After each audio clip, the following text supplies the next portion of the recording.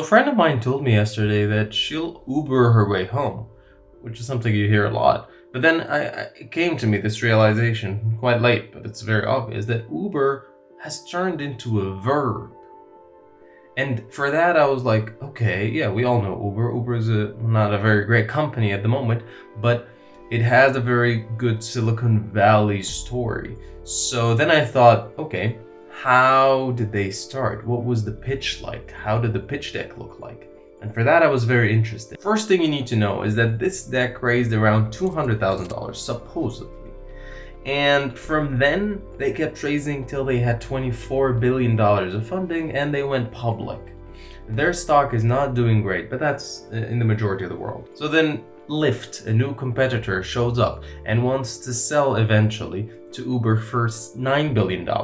And they said, that's a little bit too much. Our budget is $7 billion. And they never sold for them. That actually happened. And then from then, they went on to be valued at more than $20 billion, Lyft. And eventually they went public, same as Uber. Of course, they're not as performing as well as Uber by any means. But still, I mean, it was a good idea that they didn't sell. So the whole story of Uber started with a pitch deck that raised $200,000. So let's look at the pitch deck. First of all, if you're interested in Uber as a business, then I advise you to do two things. Number one is to watch this series called Super Pumped.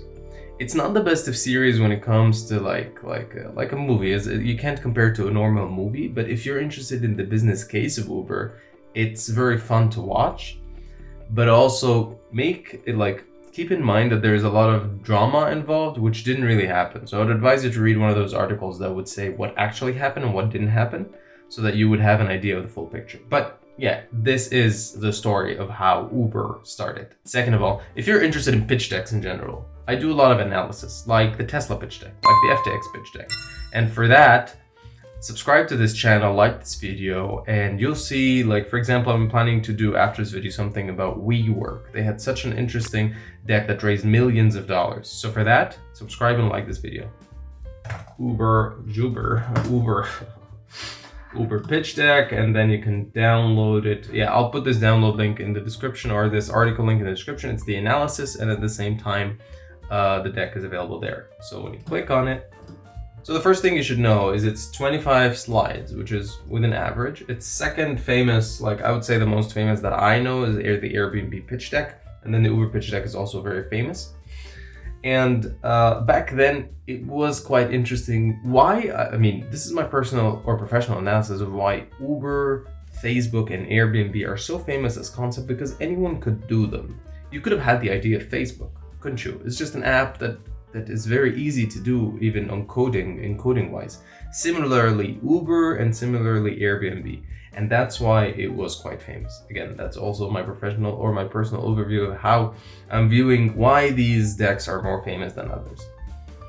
So they start off by a cover page, as you can see, that says next generation car service. There were Blackberries then. Oh my God, Blackberry. I should do a pitch deck. BlackBerry pitch deck video. So typical elevator pitch, next generation car service, gets you intrigued, and it was if you're analyzing very well a lot of businesses, you'd know that this idea is worth millions, if not billions, and especially if they have traction. So let's see.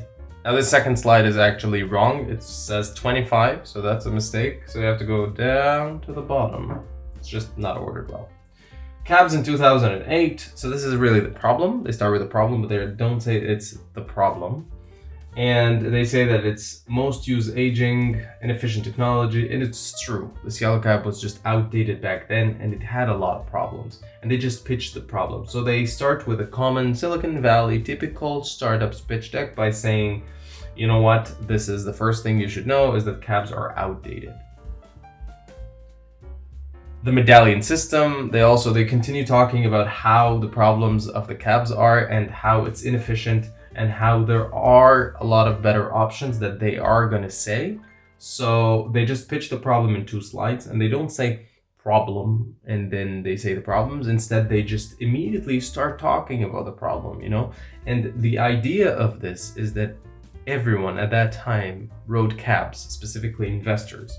And for that, or like not specifically investors, but investors and common people usually rode cabs, so they know what the medallion system is. They know the problem of cabs, so they can relate to it. That's why this pitch deck is a killer pitch deck. It's because they can see the problem themselves and they're waiting for a perfect solution. And then they start pitching the UberCab concept. By that time it was called UberCab, and then eventually it was called Uber. Fast, efficient, professionals. At the beginning it's marketed for the professionals. It was just the concept of, a cab, but just with a click of a button. That's it. It wasn't really bigger than this. I don't think they imagined by the time they started it that it would grow this big. So one-click car service, showing that it's a very simple process, that you must be a member to use the service, to show that there aren't going to be any people who are weird who's going to be on the service. So we know the people and we can trust the people, and there are no accidents that's going to occur per se. And then you are not going to hail it from the street like, "Hey, Uber, stop!" Though that doesn't work like that. And the guaranteed pickup, supposedly. Yeah, more or less, you have a guaranteed pickup every time you call an Uber. Of course, it depends on your location, but you know what they mean. Key differentiators, and then they start immediately setting their unique selling point or what makes them different from the others. And they're almost all on spot, except of course luxury automobiles. That's not what made them giant. So at the beginning, they were the concept of UberCab. It's like Uber Black, or this was the concept of them at the beginning, which is just, they're looking for luxury. And for that, this is not what made them grow into $1 billion business, is going to everyone, all consumers. And that did not have to have a Mercedes to do that. Operating principles, luxury service on demand, modern fuel efficient fleet. They're just pitching more and more about how they're going to work, so that you would know what their operations are going to be like. Okay, then they start showing the UberCab apps on those Nokia and BlackBerry phones, and the iPhone, so old. So they said the word apps because they want you to know that there is an app for the driver and there is an app for the rider. That's my guess. I can never know because I wasn't there in the pitch. But it just shows that it's quite easy. You just click, "I am requesting cab ride," and then it immediately comes. Pick up at work in 5 minutes or whatever. UberCab.com, so that you would book. Also, so it's not only apps, it's also .com. And you can, from there, just book trips and show the fleet status, trip history. They're showing the product. At this stage, they're just showing how their product works and what their product is. So this is use cases so that you would see how they think people are going to use Uber. Trips to restaurants, bars, and shows, working while commuting. I personally like this about Uber, but I don't have to convince you that Uber is a great product at this point. It was a perfect use case because you could relate to one of many or one of those things, and the only way you can do that is by actually looking at the use cases. Followed by that is some user benefits. It's a lengthy deck. I wouldn't think it has to be that big, but it's, again, everything here is kind of a story of how you have a problem. You had a problem yesterday with a cab, and here is the perfect solution. This is how it's going to work. This is who's going to do it, everything around it. User benefits. Cabs don't guarantee pickups, so they're just saying how UberCab is better than cabs. So then the environmental benefits. This is one of the slides. This is definitely my favorite slide because I think environmental benefits when it comes to automobiles is what made Tesla rise from the ashes to become one of the most valuable automobile companies.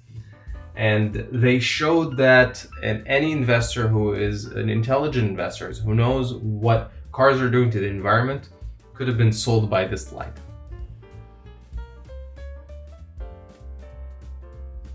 Showing a little bit of UberCab fleet, how they look like and what the cars are. There are standards and there is premium.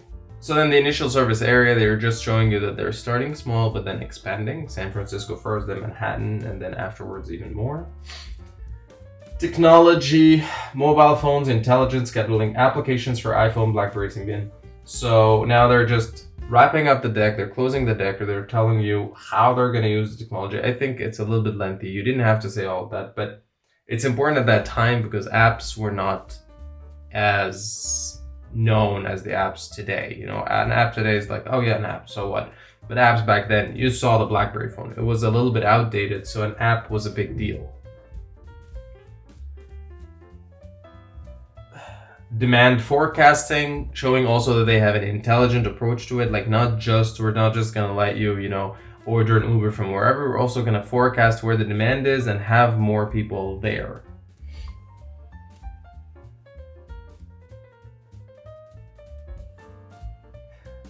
Then they showcase the market, which is 4.2 billion annually and growing. Top 4 players combined only 22% of the revenue. They show you that the taxi and limousine market is quite large, and if you look at the numbers, it's expanding, and it's expanding on a reasonable base. I mean, it's not really expanding, it's more like stable, but it's always there. So the number of taxis and limousines are increasing, and for that, it's a good sign. I mean, if the taxes are increasing, that means it's a good thing. I mean, of course, it's not a perfect thing to put in the pitch. Another thing would have been the demand, how many people actually order taxis, but if they're increasing, that's a good sign. So that's why they put it in the market slide. A little bit more of the market, also the composition of it. They say what their target cities are because of the number of taxis there. So that's how they're approaching the cities that they want to start with. Here, I would say it's financial projections, but it's not really financial projections. It's just they say the best case scenario, the realistic case scenario, and the worst case scenario. So the best case scenario is they became the market leader, $1 billion in yearly revenue, which is true. I don't know exactly their annual revenues, but it's true they became the market leader. Realistic scenario gets 5% of the top 5 cities, generate 20 and 30 million profit per year. Actually, let's look at Uber revenue. They're a public company. Yep. Only in September, they had an 8.34 billion, and yeah. So that's their quarterly earnings. So they did get to the best case scenario.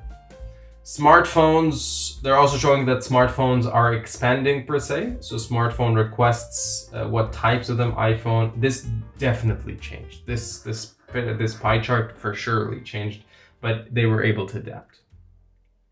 Future optimizations, and then they now showcase what they could actually do, plans for the future to make it better, so they could make cheaper cars and less expensive hybrid vehicles. They just throwing a few plans so that now if you're an investor and you're investing this deck, let's talk about some ideas, Marketing ideas, similarly, they're also, if you're interested in marketing, to know more about marketing, let's chit chat about it, and they just throw a few ideas. Location-based service, strengthening the fact that they are working based on location. So they just put that it's growing to becoming a 3.5 billion industry by 2010. And then finally, the progress to date, which is what they did so far. There are no financials, so they just reserved domains. They did some legal stuff.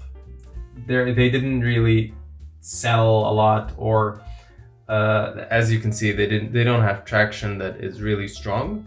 So it I would believe if it's actually only raised $200,000, because it's quite ideation. It's a good idea, but it's an idea because you don't have people who actually use the app per se. That was the Uber pitch deck, so that when you take an Uber next day home or wherever, you would think about this pitch deck and know how they did it. Thank you for watching this video again, and if you're interested in watching more analysis of other pitch decks, please check the channel. Have a great day.